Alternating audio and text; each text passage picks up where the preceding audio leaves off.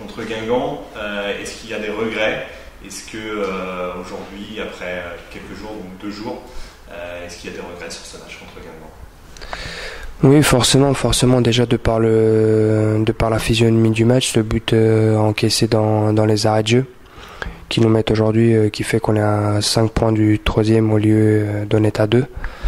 Donc forcément sur le plan comptable ça a fait du mal, mais voilà, aujourd'hui on s'est fixé une ligne de conduite à ne plus regarder le podium, car voilà, malheureusement on a perdu ce match et ça fait 3 points de plus à rattraper, mais je me rappelle qu'à l'aller c'était un peu la même histoire. Avant le match de Lens, on l'avait abordé très sérieusement avec l'envie de ne plus regarder le podium et de faire ce qu'on savait faire de mieux. On avait gagné 4 matchs consécutifs, ce qui nous a permis après d'accéder de nouveau au podium. Donc aujourd'hui on est un peu dans le même cas de figure et voilà, faut se concentrer, faut essayer que chacun retrouve son meilleur niveau et puis après qu'on puisse pareil enchaîner les victoires. Est-ce qu'il est digéré? Bon, je pense qu'on se pose pas la question. S'il est digéré ou pas, on a tous envie de passer à autre chose et d'avoir de nouveau l'occasion de pouvoir effacer cette défaite par une victoire. Donc, tu penses que c'est possible parce que Guingamp, Nantes et Monaco semblent partis? Ouais, semble parti comme tu dis, mais je pense que dans ce championnat, il est tellement bizarre ce championnat qu'aujourd'hui on peut pas dire les équipes qui sont remontées en fin de saison. Guingamp, si je me trompe pas, c'est la première fois qu'ils sont sur le podium, si je me trompe pas, donc voilà. Nous on a passé plusieurs journées sur le podium. On a failli faire un très bon résultat là-bas, que ce soit le 1-0, le 1 partout était un très bon résultat. Mais voilà, on a concédé cette occasion en fin de match et voilà, le match est perdu. Donc il n'y a plus qu'à penser au match de Lens avec une énorme envie de le gagner, tout en sachant que ça va être difficile. Un match contre Racing de Lens qui ne sera pas évident. Les Lensois, ils ont plutôt l'habitude de faire souvent des matchs nuls. Donc comment ça va se passer ce match? Voilà, ça sera peut-être un match fermé, même si j'en doute un peu, car Lens c'est pas une équipe qui ferme le jeu, c'est une équipe qui a l'habitude de jouer. Mais à nous de forcer cette décision et aller chercher ce brin de réussite qui peut-être nous a fait, qui a fait qu'on n'a pas gagné à Istres et qu'on a perdu à Guingamp. Contre les grosses équipes, c'est quoi la différence? Ça joue sur des détails en fait? Ça joue que sur les détails, ouais, justement. Après, faut pas faire d'erreur. Car justement nous sur certains matchs on a profité des erreurs des adversaires et sur certains matchs on a perdu avec des petites erreurs à nous. Donc après pardon, faut pas faire d'erreur et essayer d'imposer un truc, aller les chercher, les mettre sous pression. Voilà. Parce que le SCO fait jeu égal. Ah mais largement. Après c'est une question d'état de forme actuel, c'est l'équipe qui s'est déplacée, qui a fait un peu long voyage, l'équipe qui a reçu, ça joue vraiment sur des petits détails. Un état de fatigue supplémentaire de certains. Voilà, on a enchaîné 2 déplacements, dont un de 2 fois 7 heures de train, derrière 4 heures de bus. Eux, ils avaient joué à domicile, malgré le fait qu'ils avaient eu un match difficile quand même. Donc voilà, après, ça tient à très très peu de choses. Maintenant, on va parler de toi. Ça fait 3 ans que tu es au SCO, plus de 3 ans même. C'est ta meilleure saison pour toi? Oui, en termes comptables, oui. Mais vous savez, l'attaquant est souvent jugé sur ses stats. Donc après, les stats, c'est les meilleurs. On peut dire ça comme ça. Tu marches sur l'eau. Tu sens que rien ne peut... Oh, je pense que je suis à 12 buts aujourd'hui, mais si je marchais sur l'eau, j'étais à 15 ou 16. Parce que j'ai déjà touché, je crois, 4 ou 5 fois les montants. Il y a eu des matchs où les gardiens ont fait beaucoup d'arrêts. Donc, moi, mais j'ai pas mal de réussites, je vais pas cracher dessus, mais je sens que aujourd'hui, grâce à mes partenaires et grâce à ce niveau de jeu qu'on a aujourd'hui, je et nous, les attaquants, on peut avoir beaucoup de munitions. Tu sens que tu progresses quand même, que tu franchis un palier? Je pense parce qu'aujourd'hui, quand on a des munitions, faut bien se déplacer et faut être au point de chute. Donc je pense que de ce point de vue-là, Oui, je pense que je passe un palier aujourd'hui de par l'efficacité et voilà. Donc je pense que c'est une très bonne chose. C'est même, je pense, une revanche pour toi parce qu'à un moment donné, quand on évoquait Luke Cherou, c'était le joueur qui était souvent prêté et qui marchait bien quand il était prêté.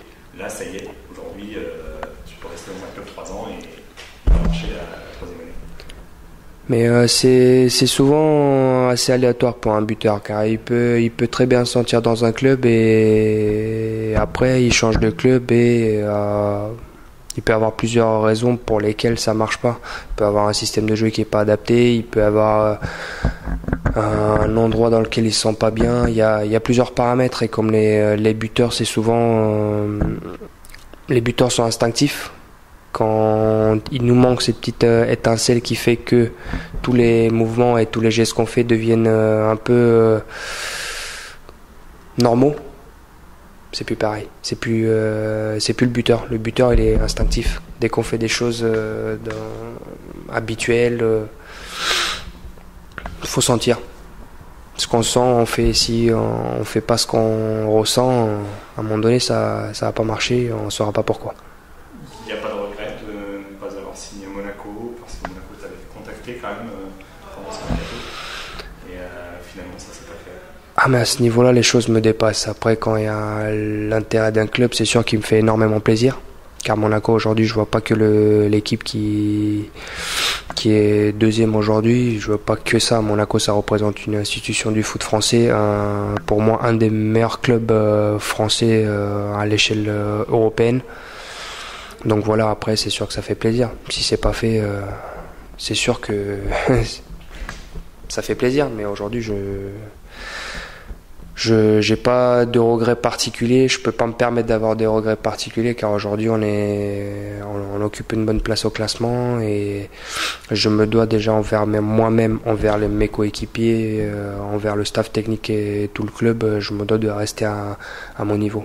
Il n'y a pas une déception quand même, surtout après la défaite en fait contre Guingamp, où le SCO était quand même parti peut-être pour jouer le top 3. Il y a la défaite contre Guingamp, et là tu te dis pas à un moment donné, c'est dommage à quelques jours près, ou ça dépend aussi des négociations avec l'AS Monaco, mais ça aurait pu se faire, c'était pas loin. Ouais, éventuellement, mais ça, ce genre de questions, ça revient peut-être à l'esprit 1 ou 2 minutes, mais c'est le plus facile, c'est de lâcher.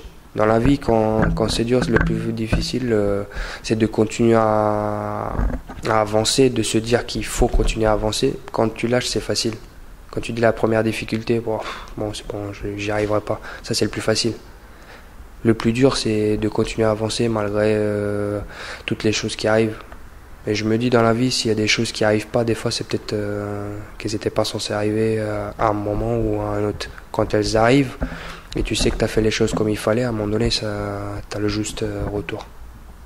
Un mot sur Doré, c'est compliqué. Comment toi tu fais comment tu réagis à la situation sur le fait que tu as 12 buts, donc tu fais ta part de boulot, il n'y a pas de souci, mais que c'est vrai, le deuxième attaquant du SCO d'Angers est actuellement à 1 but, à 2 buts, on n'a que les milieux offensifs. Comment ça se passe avec Doré?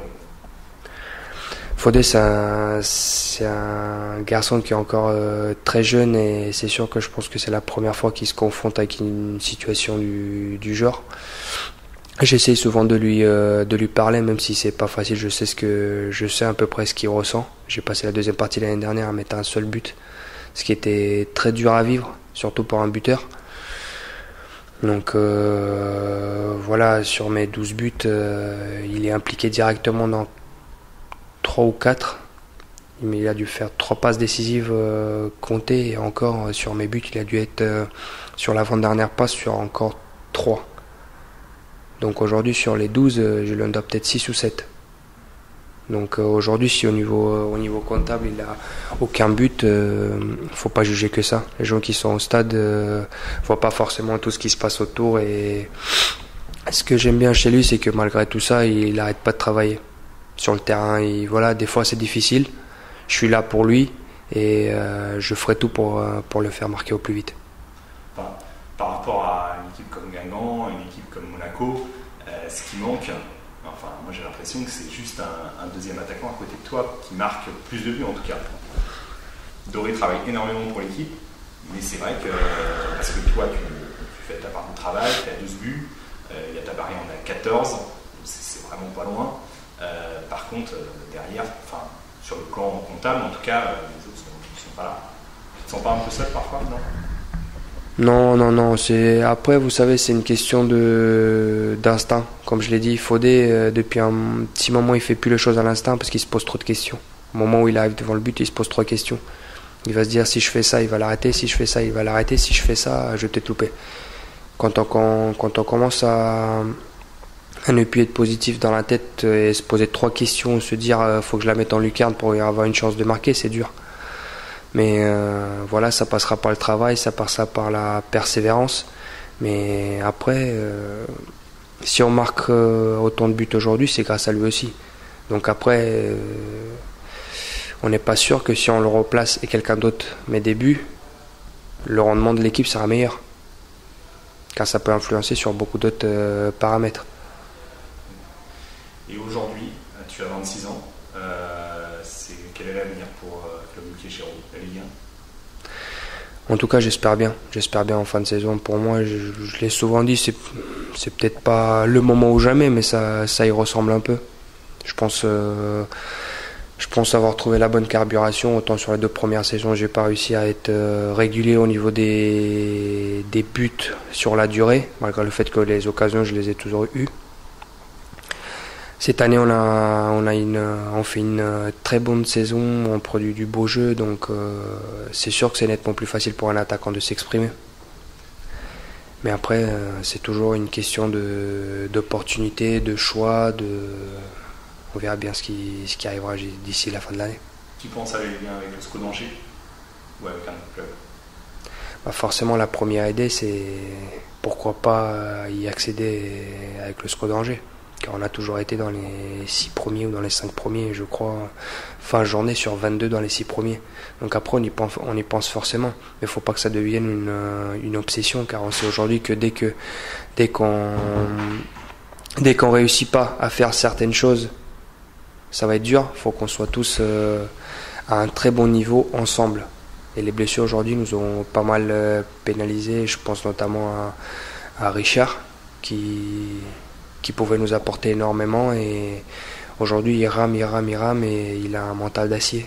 Après Jérémy, il y a plusieurs blessures, Marc, donc voilà, aujourd'hui c'est dur. Tu penses que c'est possible d'atteindre les liens avec le SCO cette année, dans le sens que finalement Guingamp, Monaco et Nantes semblent vraiment costauds, voir quand tu penses que le SCO peut jouer dans cette catégorie-là? Faut pas oublier que ces quatre équipes n'ont pas eu des blessés majeurs comme on a pu l'avoir nous. J'ai oublié de citer Diego tout à l'heure, Jonas aussi qui a pas fait encore une apparition. Donc c'est vraiment compliqué déjà au niveau de la charnière centrale, changer autant de fois de charnière centrale sur une saison. On a eu pas mal d'expulsés, on était obligé à chaque fois de recomposer. Donc après c'est dur. Car à un moment donné, tu sais plus, les automatismes ne sont pas faciles à créer, surtout en charnière centrale où on dit que c'est des postes clés. Après, moi je suis persuadé qu'on peut jouer un rôle majeur. Après, ces 4 équipes-là n'ont pas été blessées depuis le début de la saison. On a une autre quota. Moi je suis persuadé que la roue tourne, toujours. Après... faut qu'on sache saisir nos opportunités, car on en aura. Faudra pas qu'on se loupe sur les tournants d'ici la fin de la saison. Mais je suis persuadé qu'on peut faire quelque chose. On a un groupe de très très bonne qualité. Une très très bonne qualité. Du coup, on va pas lâcher le point contre Lens. Mais ça part de là, ouais. Ça part de là. Mais on sait que après une défaite difficile, si ça passera peut-être par un match nul un match nul très solide et avec un match abouti, ça passera par un nul. Mais en tout cas, il faut faire un match abouti.